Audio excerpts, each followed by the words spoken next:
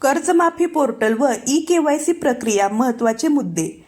आज आपण सदर व्हिडिओच्या माध्यमातून शेतकरी कर्जमाफीच्या याद्या कोणत्या पोर्टलवरती येतील, याची केवायसी कशी करण्यात येणार व महत्त्वाच्या सूचना याबद्दलची माहिती जाणून घेण्याचा प्रयत्न करणार आहोत. शासनाच्या माध्यमातून या कर्जमाफी योजनेसाठी एक पोर्टल आणण्यात आलेले आहे. flrs.maharashtra.gov.in या पोर्टलची लिंक डिस्क्रिप्शन बॉक्समध्ये दिलेली आहे. या पोर्टलवरती bank data upload, exclusion, e KYC and grievance या सगळ्या बाबी देण्यात आलेल्या आहेत. या ठिकाणी फक्त आपले सरकार व्हीएलच लॉग इन असणार आहे. कर्जमाफी योजनेची ई-केवायसी प्रक्रिया ही फक्त आपले सरकार सेवा केंद्रामार्फत करण्यात येणार आहे. CSC केंद्रामध्ये ई-केवायसी करता येणार नाही. खालील सूचनांचे काटेकोरपणे पालन करावे.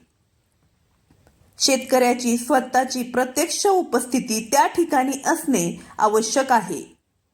शेतकऱ्याची आधार व योजनेतील माहिती काळजीपूर्वक पडताळून घ्यावी. Loan account number, loan account व बँक डिटेल्स शेतकऱ्यांकडून तपासून घ्यावेत. सर्व माहिती योग्य असल्याची खात्री केल्यानंतरच डिक्लेरेशन व कन्सेंट प्रक्रिया पूर्ण करावी. बायोमेट्रिक आधार ई-केवायसी प्रक्रिया नियमानुसार पूर्ण करावी. बायोमेट्रिक ऑथेंटिकेशन अपयशस्वी झाल्यास इतर बोटांच्या ठशांद्वारे किमान 3 वेळा प्रयत्न करावा. ई-केवायसी पूर्ण झाल्यानंतर शेतकऱ्यांस पावती देणे अनिवार्य आहे. चुकीची माहिती आढळल्यास संबंधित प्रक्रियेनुसार ग्रीव्हरन्स नोंदवावी. मात्र प्रथम शेतकऱ्याची संमती घ्यावी.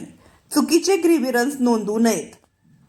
शेतकऱ्यांना योजनेबाबत योग्य व अधिकृत माहिती द्यावी. कोणतेही चुकीचे आश्वासन देऊ नये. शेतकऱ्यांचे आधार व वैयक्तिक माहिती गोपनीय ठेवावी. सर्व केंद्र चालकांनी आपल्या गावातील पात्र शेतकऱ्यांना सहकार्य करून त्यांची ई-केवायसी प्रक्रिया वेळेत व जबाबदारीने पूर्ण करण्यासाठी आवश्यक मदत करावी.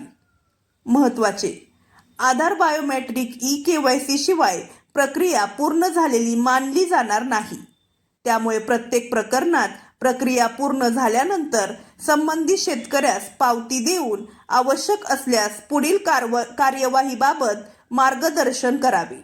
अधिक माहितीसाठी किंवा कोणत्याही तांत्रिक अडचणीसाठी 02249150802 या हेल्पलाईन नंबरवरती संपर्क साधावा.